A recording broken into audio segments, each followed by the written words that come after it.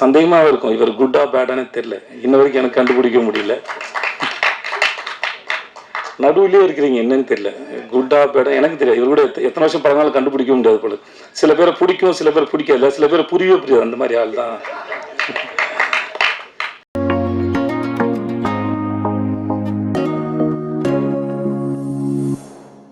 நாயகன் இந்த ட்ரெயிலர்ல வர மாதிரி ஒரு பக்காவான பிளானோட தான் அந்த சம்மருக்கு வந்திருக்காருன்னு நினைக்கிறேன். சேது சார், என்ன சார் இப்படி உடனே வந்துட்டா?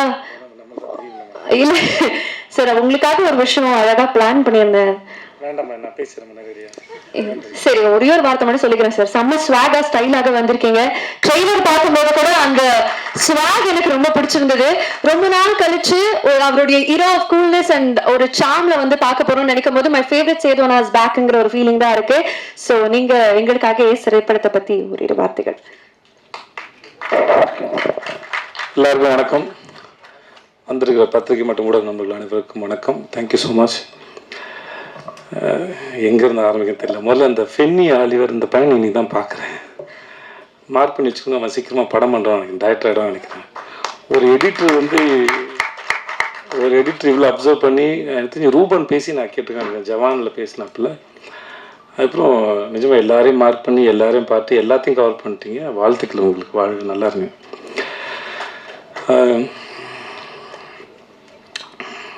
நான் எல்லாரும் பேசும்போதும் அடுத்து என்ன பேசுன்னு யோசிச்சேன், அதனால் பிளாங்க் ஆகிட்டேன். நான் இங்கேருந்து ஆரம்பிக்குது, ஆறுமுகத்துலேருந்தே ஆரம்பிக்கிறேன். ஒரு நல்ல நாள் பார்த்து சொல்கிறப்போ நான் சொல்லியிருப்பேன்னு நினைக்கிறேன், தெரியல.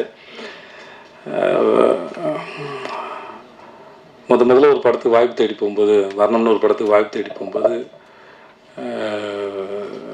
அப்போது அவர் ராஜு சாரோட கோ டைரக்டர் பிரேம் சாருக்கு அதான் ஃபஸ்ட்டு படம், கேமராமேனாக 96 பிரேமுக்கு. நுங்கம்பாக்கத்தில் தான் ஆஃபீஸ் இருந்தது, ராஜேஸ்வரோட ஆஃபீஸ். அவர் சாஃப்ட்வேர் கம்பெனி. நான் போய் என் ஃபோட்டோ வந்து பூபதினு ஒரு மேனேஜர் இருக்கார், அவருக்கு கொடுத்துருந்தாரு. அதை பார்த்து என்ன கூப்பிட்டாங்க. போனோடனே எனக்கு வந்து சீனை சொல்கிறேன், டயலாக் எழுதிட்டு நடிங்கன்னாங்க. ஸோ முதல்ல அங்கே டயலாக் எழுதும்போது தான் தெரியும் எனக்கும் டயலாக் எழுத வரும்னு. ஸோ நானே போய் என்னோடய சீனுக்கு டயலாக் எழுதிட்டு அதுக்கப்புறம் கீழே போய் ஜெல்லு வாங்கிட்டு வந்து தள்ளி தேய்ச்சிக்கிட்டு அப்புறம் நானே சீன் எழுதுறதுனால எனக்கு ஃப்ளோ இருந்தது, மாடுலேஷன் இருந்தது.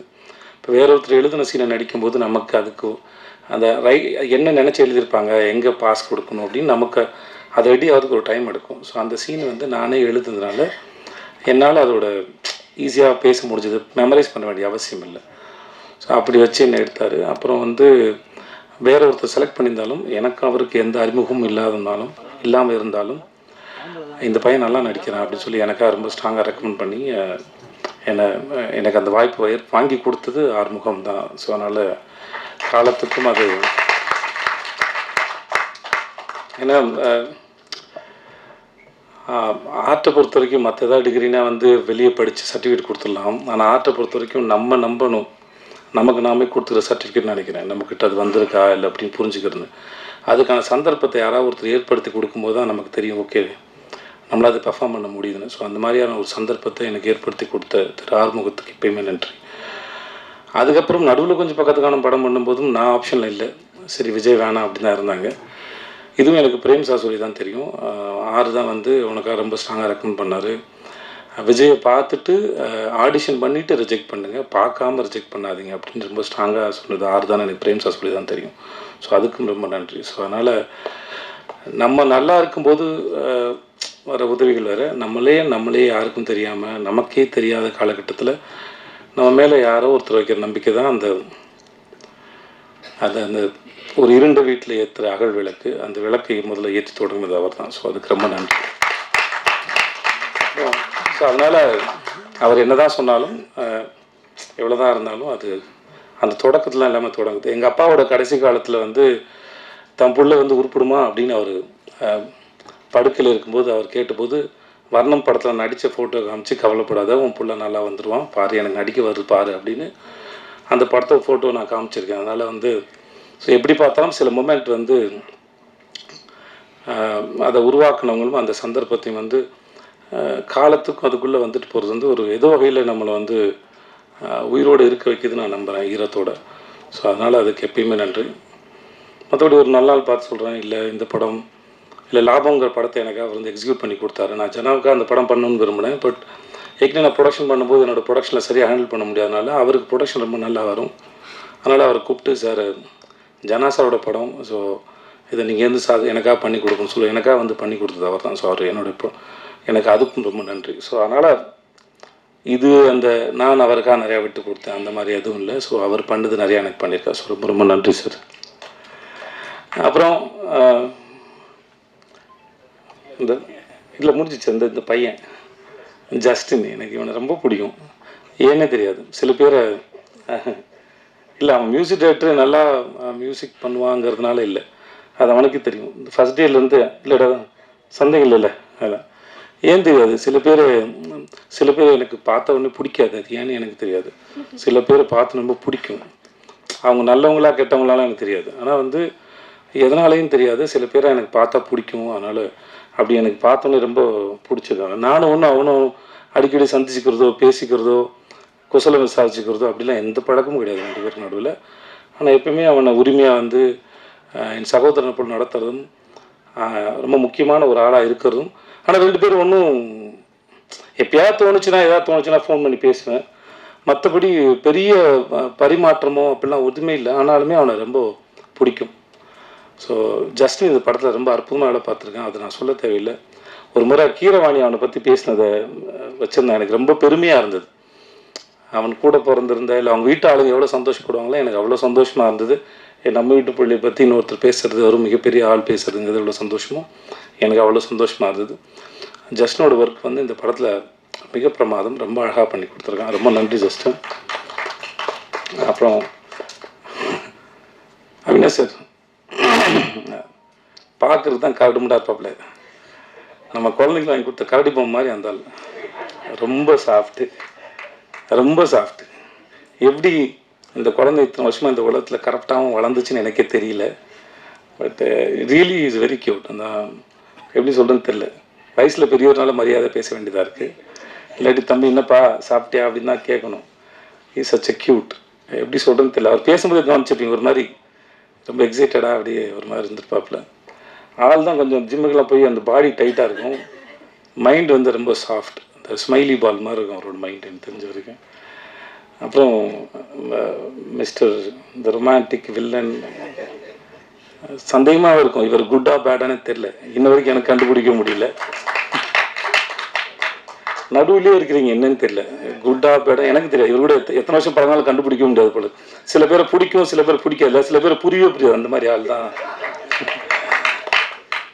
எனக்கு என்னமோ தெரியல, ஏதோ பேசிட்டு போது எனக்கு தோணுச்சு அவருக்கு. I don't know, sometimes I feel. அதனால சொன்னேன், சார் ஏதோ உங்களுக்கு நல்ல நேரம் ஆரம்பிச்சு சார் அப்படின்னு தோணு சொன்னேன். சரி, ரொம்ப நேரம் பேசிட்டு இருந்தபோது ஏதோ ஒரு வந்துச்சு. ஒரு சில சமயம் காலம் சில பாடங்கள் எல்லாம் எடுத்து முடிச்சதுக்கப்புறம் அதெல்லாம் உட்காந்து யாராவது அனலைஸ் பண்ணி பார்க்கும்போது, அனலைஸ் பண்ணாங்கன்னா அதை அடுத்த கட்டத்துக்கு நகர்ந்து போவாங்க அப்படின்னு நம்புவேன். இப்போ ரீசெண்டாக ரூமி அவருடைய கவிதை ஒன்று படிக்கும்போது அதில் இருந்தது. எனக்கு கவிதையெல்லாம் முழுசாக ஞாபகத்தில் இருக்காது படித்தது, பட் அந்த எசன்ஸ் மட்டும் தான் இருக்கும். எசன்ஸாக ஒவ்வொரு நாளும் நம்ம எந்திக்கும் போது சில சமயம் ஒரு அற்பத்தனம், ஒரு சந்தோஷம், ஒரு சின்ன அவேர்னஸ், இந்த மாதிரி சில விஷயங்கள் வந்துட்டு போகும். அதோடு சேர்த்து வஞ்சனையும் வரும், துரோகம் வரும், அவமானம் வரும். இதெல்லாம் ரொம்ப தூரத்துலேருந்து வருது. அது ஒவ்வொரு முறையும் நம்மளை சேரும்போது அதை ஒழுங்காக பராமரித்து பத்திரமா பாதுகாத்து, ஒரு விருந்தினர் போல பாதுகாத்து அவர் பத்திரமா அனுப்பி வைங்க. ஏன்னா அது நம்மளை அடுத்த கட்டத்துக்கு நகர்த்தி போகிறதுக்கு அது வந்துட்டு போகுது, மிக முக்கியமானவங்க அப்படின்னு அந்த கவிதை பேசும். அந்த மாதிரி தம் வாழ்க்கையில் ஏற்பட்ட அனுபவங்களை உட்காந்து அழகாக பேசி அலசி ஆராய்ஞ்சு வழி அனுப்பின ஒரு ஆள்னு நினைக்கிறேன் அவர். அதனால் அவருக்கு நல்ல நேரம் இருக்குன்னு நான் நம்பினேன், அதை வச்சு தான் சொல்லியிருப்பேன்னு நினைக்கிறேன். ஸோ அதனால் இட்ஸ் மனசில் வந்து சார் சொன்னேன் சார், உட்காருங்க சார். ஆனால் மிஸ்கின் சாருக்கு செல்லமாக வச்ச பேர் இந்த டெஸ்டோஸ்டின் ட்ரீ, அதையும் மனசில் வச்சுக்கோங்க. அவர் அதெல்லாம் கூப்பிட்றத விரும்புவாப்பில். இது கைத்தட்டி ரசிக்கிறது அவருக்குள்ளே இருக்க அந்த சின்ன பையன் ரொம்ப இல்லை சார், அவர் ஹை இன் ரொமான்ஸ் அப்படின்னு சொல்கிறாங்க சார். ரொம்ப ரொமான்டிக் ஃபீல், அவருக்குலாம் வயசே ஆகாது. இந்த மார்க்கண்டேன் மாதிரி சார் அவர். ஓகே. அப்புறம் ஆர்ட் டைரக்டர் சார்,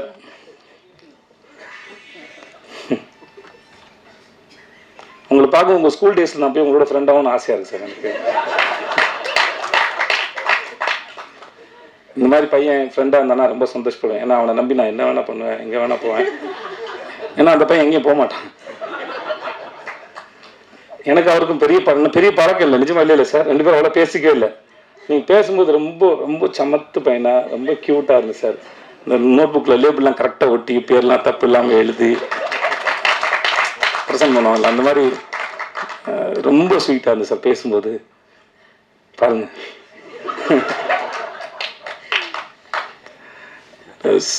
நிஜமாவே ரொம்ப ரொம்ப சார். நான் சொல்லி முடிச்சப்போ அவங்க மூஞ்ச பார்த்து யோசிச்சிருக்கிறாங்க சார். தெரிஞ்ச பையனா சார்? தெரியாது. ரொம்ப நன்றி சார் உங்களோருக்கு. சப்னா வந்து இதுக்கு முன்னாடி வந்து சப்னா ரைட் ஓகே என் கூட மாஸ்டர் ஷெஃப் ஒர்க் பண்ணாங்க. ரொம்ப அற்புதமாக டிசைனர். இந்த படத்துக்கு ரொம்ப பிரமாதமாக பண்ணி கொடுத்துருக்காங்க. சில ட்ரெஸ் போடும்போது நானே வந்து சப்னா திட்டிருக்கேன், இதெல்லாம் என்னோட இதுவே கிடையாது சப்னா, என்னை ஏன் டார்ச்சர் பண்ணுறலாம் கேட்டிருக்கேன் நான். ஸோ இன்றைக்கி ஸ்க்ரீனில் பார்க்கும்போது நல்லா இருக்குது. ரொம்ப thanks Sapna, thanks so much. அப்புறம் எங்கள் கேமராமேன் ருக்மிணி, ஐயோ சார் மறந்துட்டு போகிறேன். ருக்மிணி வந்து வெள்ளை பேப்பரா இல்லை புரியாத புக்கானே தெரியாது, எதுவுமே கண்டுபிடிக்க முடியாது ருக்மிணியோட எக்ஸ்பிரஷன்லேருந்து. But such a sensible artist.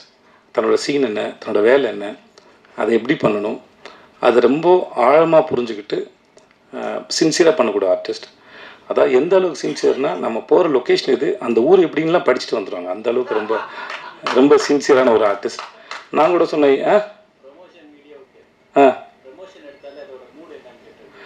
பாருங்கள், ப்ரொமோஷன் வீடியோவே இந்த மாதிரி மூடில் இருக்கும் தெரிவி கேட்டுக்கோங்க. இல்லை ஒரு நாள் ஏதோ ஒரு ஷூட் பண்ணும்போது நான் திவ்யா அந்த ஒரு காரில் போயிட்டு இருந்தேன் சார்.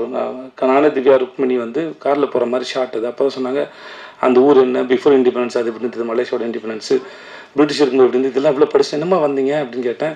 இல்லை சார் இந்த ஊருக்கு வரனால இந்த ஊரை பற்றி தெரிஞ்சுட்டு வந்தேன் சார் அப்படின்னாங்க. எனக்கு ரொம்ப ஆச்சரியமாக இருந்தது. இதெல்லாம் தெரியாமல் கூட வாங்கலாம், ஜாலியாக தான் இருக்கும் வந்து எல்லா விஷயத்தையும் முன்னாடியே தெரிஞ்சுக்கிறது. இப்போ ஒரு வாரம் கழிச்சு நடக்க போகிறது என்ன, ஒரு மணி நேரம் கழிச்சு நடக்க போகிறது என்ன, இல்லையோ ஏதோ ஒரு விஷயத்த தெரிஞ்சுட்டேன். தப்புன்னு சொல்ல வரல, அது ரொம்ப சிறந்த விஷயம். பட் அது சில சமயம் தெரியாமல் கூட வாங்கலாம். ஏன்னா எனக்கு வராதனால அது வரானான்னு அப்படின்னு சொன்னேன் வெளியே, மற்றபடி அவங்க பண்ண தப்புன்னு சொல்ல வரல. பட் ஆனால் இந்த மாதிரி ஒரு ஊருக்கு வரதே ப்ரிப்பேர் ஆகிட்டு வரவங்க தன்னோட வேலைக்கும் பண்ண போகிற காட்சிக்கும் எல்லாம் வந்து நிறைய ப்ரிப்பேர் பண்ணிட்டு வந்தாலும் அது அடாப்டபுளாகவும் இருப்பாங்க, புரிஞ்சுப்பாங்க. இல்லை நான் ப்ரிப்பேர் பண்ணிட்டு வந்துட்டேன், நான் படிச்சுட்டு வந்துட்டேன், இதைத்தான் நடிப்பேன் அப்படின்லாம் அடம் பிடிக்கிற ஆள் இல்லை. Wonderful artist. Thank you so much Rukmini, thank you. I think எல்லாரையும் சொல்லிட்டேன்னு நினைக்கிறேன் இல்லையா? திவ்யா ஒரு ஆக்டர், திவ்யான்னு ஒரு ஆக்டர் நடிச்சிருக்காங்க. அவங்க ஏற்கனவே வந்து காத்தவர் 2 காலம் நடிச்சிருக்காங்க. யோகி பாபு, ஆக்சுவலாக சொல்ல போனால் இந்த படத்தில் இன்னொரு ஹீரோ வந்து அந்த ஆள் தான். யோகி பாபு தான் இந்த படத்தோட இன்னொரு ஹீரோன்னு சொல்லலாம். நான் எனக்கு யோகி பாபு எப்பயுமே ரொம்ப ஆச்சரியப்படுது. யோகி பாபு ரொம்ப ஆச்சரியப்படுத்துறது ஏன்னா இவ்வளோ படங்கள் நடிக்கிறாங்க, இவ்வளோ சீன்ஸ் வருது. இப்போ நான் அவர் பாண்டியா சார் கூட தலைவன் நடிச்சிருக்கேன், அவர் கூட ஜுங்கால் நடிச்சிருக்கேன். பட் ஆனால் ஒவ்வொரு முறையும் எப்படி அந்த மூளை இவ்வளோ யோசிக்குது, இவ்வளோ கவுண்டர்ஸ் போடுது, அது ரொம்ப ஆச்சரியப்படுத்துது என்னை வந்து. நான் ரொம்ப ஆச்சரியப்படுறேன் அவரோட சிந்தனையும் சரி, அதை என்டர்டெயின் பண்ணுறதாக இருக்கட்டும் சரி. அங்கே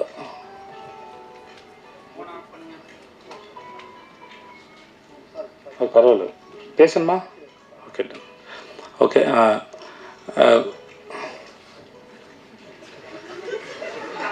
சரி அவர் பண்ணலாம், அவர் தான் எங்கள் பிஆர் யுவராஜ், அவர் பண்ணலாம். அது நல்ல, அது ஒன்றும் பிரச்சனை இல்லை. எனக்கு யோகி பாபு எப்பயுமே ரொம்ப ஆச்சரியப்படுத்துவார். அவரோட ஒர்க் பண்ணும்போது நான் இத்தனை படம் ஒர்க் பண்ணியிருக்கேன். அவரோட டைமிங்கு சில சமயம் வந்து அங்கே இருக்கட்டும், டப்பிங்கில் ஒன்று போடுவார். நானே டப்பிங் பேசி முடிச்சுட்டு சொன்னேன் நான், சார் நான் சிலது இம்ப்ரெஸ்ஸாக பண்ணியிருந்தேன்னா சார் திருப்பி வந்து அவரை கூப்பிட்டவரோட படம் போட்டு காமிச்சு திரும்பி பண்ண சொல்லுங்கள் சார், அவர் திடீர்னு ஏதாவது போடுவார் சார் இந்த மனுஷன்.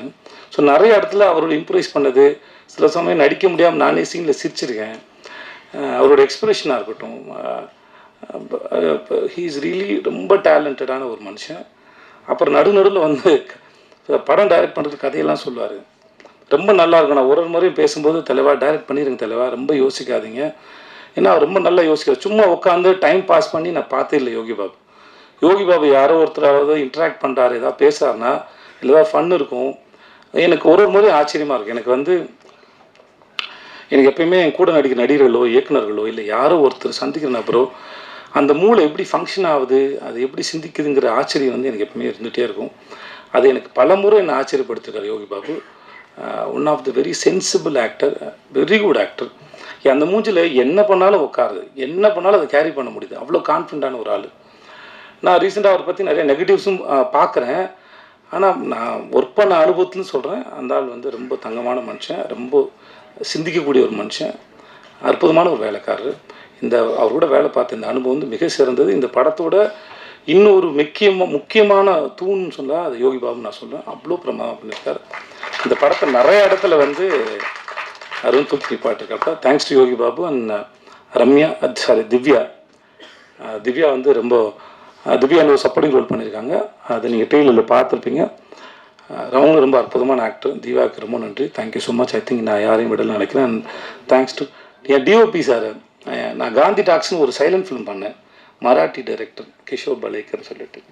எனக்கு அதுதான் வந்து கரண் சார் வந்து அறிமுகம். அவர் சல்மான் சார் ஃபிலிம்லாம் பண்ணியிருக்காப்புல. இந்த படத்துக்கு கேமராமேன் பார்த்துட்டு இருக்கும்போது நான் தான் சொன்னேன், சார் எனக்கு அவரோட ஒர்க் ரொம்ப பிடிச்சிருந்து, ரொம்ப ஃபாஸ்ட்டாக வந்தது. எனக்கு வர வேண்டியது அவர் வந்து போஸ்ட் ப்ரொடக்ஷன் இருக்கனால வர முடியல. ரொம்ப பிடிச்சிருந்தது சார், நம்ம அவரை கன்சிடர் பண்ணாமல் யோசிச்சு பாருங்கன்னா. இப்போ 2 பேரும் மீட் பண்ணாங்க. இந்த படத்துக்கு அவருடைய ஒர்க் வந்து ரொம்ப பெருசு. Thanks to Karan sir and Sam சியர்ஸ் அண்ட் எவ்ரிபடி. யாராக விட்டோம்னா அஸ்லாட்டர்ஸ் டீம், அப்புறம் என்னோடய பசங்க எல்லாருக்கும் ரொம்ப நன்றி. வந்திருந்தவங்க எல்லாருக்கும் ரொம்ப ரொம்ப நன்றி. தேங்க்யூ. தேங்க்ஸ்.